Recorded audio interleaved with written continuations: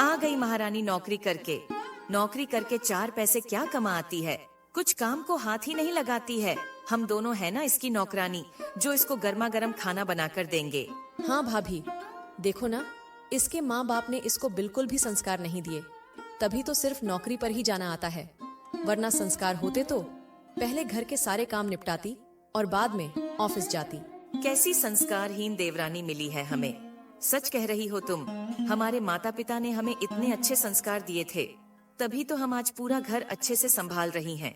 भाभी, हमें कुछ ना कुछ तो करना पड़ेगा, वरना हमारे घर की छोटी बहू कविता पूरे घर पर राज करेगी और हम दोनों जिंदगी भर इसकी गुलामी करते रहेंगे।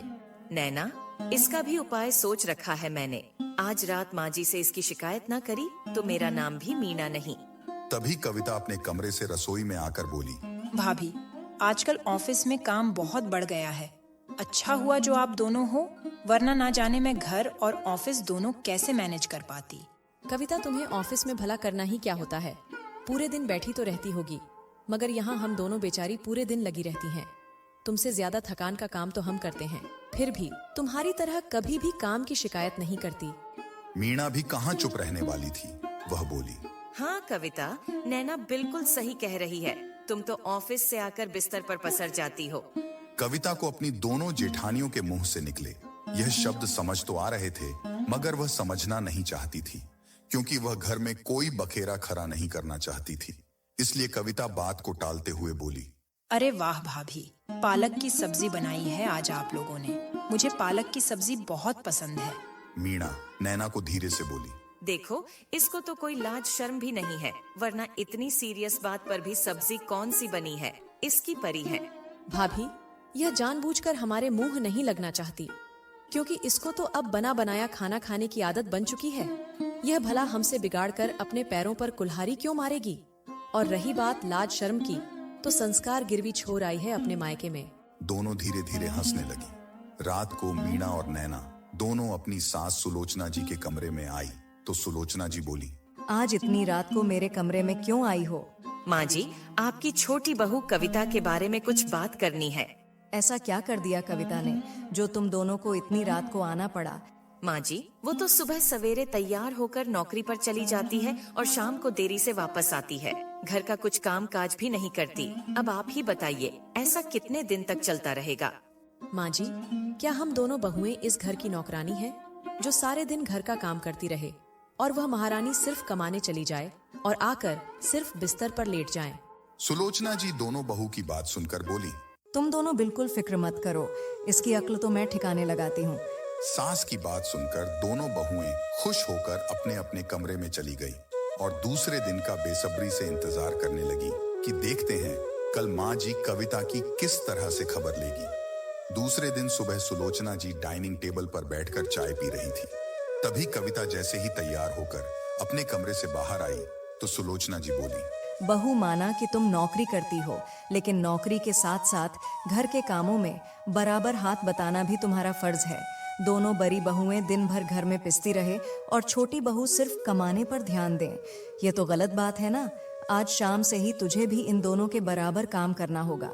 उधर रसोई में से मीणा और नैना दोनों अपनी सास की बातें सुनकर बहुत खुश हो गई और वहीं दूसरी तरफ कविता यह सब सुनकर उदास हो गई।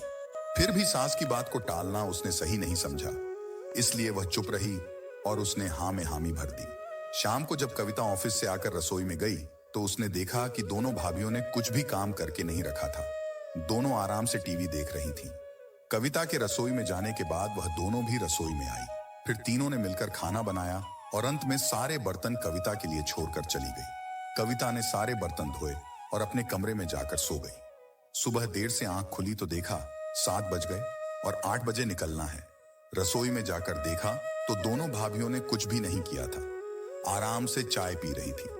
कविता के पास ज्यादा समय नहीं था, इसलिए उसने सभी के लिए नाश्ता बनाया और अपने टिफिन में पैक करके ऑफिस के लिए निकल गई। अब रोज कविता सुबह 5 बजे उठती और नाश्ता बनाकर ही ऑफिस जाती। शाम को आने के बाद भी सारा काम करके देरी से सोती। 1 महीने लगातार ऐसा काम करने से कविता बीमार पड़ गई। उसे लगातार इतनी मेहनत करते देख उसके पति अनिश को भी बहुत दुख हुआ।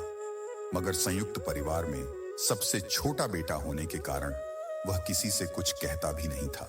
दूसरे दिन अनिश अपनी पत्नी की घर के कामों में मदद करने लगा। यह देखकर दोनों बड़ी बहुएं जल भून गई। बड़ी बहू मीणा बोली, अनिश जी, आप पुरुष होकर अपनी पत्नी की घर के कामों में मदद कर रहे हो। किसी को बाहर भनक हुई तो क्या सोचेंगे आपके बारे में? देवर जी, अब इतने भी जोरू के गुलाम मत बनिए कि घर के बाकी पुरुषों को भी आपको देखकर शर्म आ जाए। अनिश अपनी भाभियों की यह बात सुनकर वहां से चुपचाप चला गया। रात को जब कविता घर के सारे काम करके आई तो अनिश बोला, कविता, तुम नौकरी छोड़ दो, क्योंकि ऑफिस और घर दोनों में तालमेल बैठाकर काम करना एक औरत के लिए बहुत मुश्किल होता है और मुझे तुम्हारी यह हालत नहीं देखी जाती। तुम मुझे नौकरी छोड़ने के लिए क्यों कह रहे हो? एक औरत के लिए घर और ऑफिस में तालमेल बैठाना इतना भी मुश्किल नहीं होता जितना मेरे लिए कर दिया गया है। मैं कुछ समझा नहीं। अनिश, मैं सिर्फ परिवार से अलग होना चाहती हूँ ताकि मैं अपने हिसाब से अपना घर मैनेज कर पाऊँ। यहाँ जेठानियों और सास के राज में मुझसे जबरदस्ती ज्यादा काम करवाया जाता है, क्योंकि सभी को लगता है कि मैं दिन भर करती ही क्या हूँ। अगर मैं अलग रहूंगी तो कम से कम अपने हिसाब से पूरा काम एडजस्ट कर सकती हूँ। पापा हमें कभी भी अलग रहने के लिए नहीं जाने देंगे। ये चीज उतनी आसान नहीं जितनी तुम्हें दिखाई दे रही है। मैं पापा जी से बात करूंगी, क्योंकि मैं भी आप लोगों की तरह बाहर कमाने जाती हूँ। दूसरे ही दिन कविता ने अपने ससुर जी से अपने अलग रहने की बात की। यह बात सुनकर सोनेलाल जी के साथ साथ बाकी घर वाले भी आश्चर्यचकित रह गए कि कविता ये कैसी बातें कर रही है। मीणा और नैना तो उसे पहले से ही संस्कारहीन कहती थी, अब तो उन्हें और भी मौका मिल गया। ये संस्कारहीन लड़की अब हमारा परिवार भी तुड़वा कर रहेगी। इतने सालों से जो परिवार एक साथ रह रहा था, अब इसके कारण बिखर जाएगा। सोनेलाल जी ने माहौल को ठंडा करते हुए छोटी बहू कविता को कहा, बहू, तुम आखिर अलग क्यों होना चाहती हो? संयुक्त परिवार से तुम्हें क्या दिक्कत है? पापा जी, आप जिस तरह दिन भर दुकान पर कमाने जाते हो, वैसे ही मैं भी 8 घंटे की ड्यूटी पर नौकरी करने जाती हूँ। फिर घर में भी जेठानियों के बराबर काम करती हूँ। मैं इतना सब कुछ करके थक हार जाती हूँ, इसलिए मैं अलग रहना चाहती हूँ ताकि मैं अपने मुताबिक अपने काम मैनेज कर पाऊँ। बेटा, यह संयुक्त परिवार वर्षों से आबाद रहा है। मैं इस परिवार को कभी बिखरने नहीं देना चाहता। खैर, तुम अभी ड्यूटी पर जाओ। हम सभी पुरुषों का भी दुकान पर जाने का समय हो गया है, मगर शाम तक मैं इस बात का कोई ना कोई हल जरूर सोचूंगा। रात को जब पूरे परिवार ने खाना खा लिया, तब सोनेलाल जी ने अपनी पत्नी और अपने तीनों बेटों और तीनों बहू को बुलाया और बोले, आज मैं एक विशेष फैसला करने जा रहा हूँ और यह फैसला सभी को मानना पड़ेगा। सोनेलाल जी अपनी पत्नी सुलोचना जी से बोले, सुलोचना, हम चारों पुरुष भी घर से बाहर दुकान पर कमाने जाते हैं, मगर तुम हमसे तो कभी भी काम करने को नहीं कहती। आप भी कैसी बहकी बहकी बातें कर रहे हो जी? भला आप पुरुष हैं, मैं आप लोगों को काम करने के लिए कैसे कह सकती हूँ? छोटी बहू भी हमारे बराबर ही काम करती है। आज के बाद वह घर का कोई भी काम नहीं करेगी। यदि वह अपनी इच्छा से कोई छोटा मोटा काम करे तो वह अलग बात है। जो महिलाएं एकांकी परिवार में रहते हैं और वह बाहर नौकरी करने जाती हैं, वहां उन्हें अपने पति द्वारा भी घर के कामों में मदद मिलती है, मगर संयुक्त परिवार में तो यह भी मुमकिन नहीं। घर में कमाकर लाने से कोई स्त्री पुरुष नहीं हो जाती। पापा जी, स्त्री तो स्त्री ही रहती है। यदि छोटी बहू इतनी पढ़ाई करके घर के काम ही करें तो उसकी पढ़ाई का क्या फायदा? और 8 घंटे की ड्यूटी करके बाहर भी घिसे और घर में आकर भी काम करें तो वह आराम कब करेगी? तुम दोनों तो दोपहर को भी आराम कर लेती हूँ, मगर उसे तो वह भी नहीं मिलता। पापा जी, मतलब हम दोनों घर की नौकरानी बनकर रहे और यह महारानी बनकर बाहर जाकर कमाए? बहू, फिर तो मैं भी कह सकता हूँ कि हम पांचों तुम्हारे नौकर हैं जो तुम्हें कमाकर खिला रहे हैं।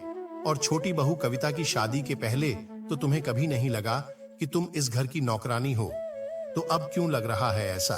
एक व्यक्ति कोई भी एक काम ही ढंग से कर सकता है, या तो वह बाहर कमाए या घर का काम अच्छे से करे। दोनों बहू भी यह सब सुनकर चुप हो गई। सुलोचना जी को भी बहुत पश्चाताप हुआ कि दोनों बहू के बहकावे में आकर छोटी बहू कविता पर कितना सारा काम का बोझ डाल दिया। इस तरह सोनेलाल जी के फैसले से एक संयुक्त परिवार बिखरने से बच गया।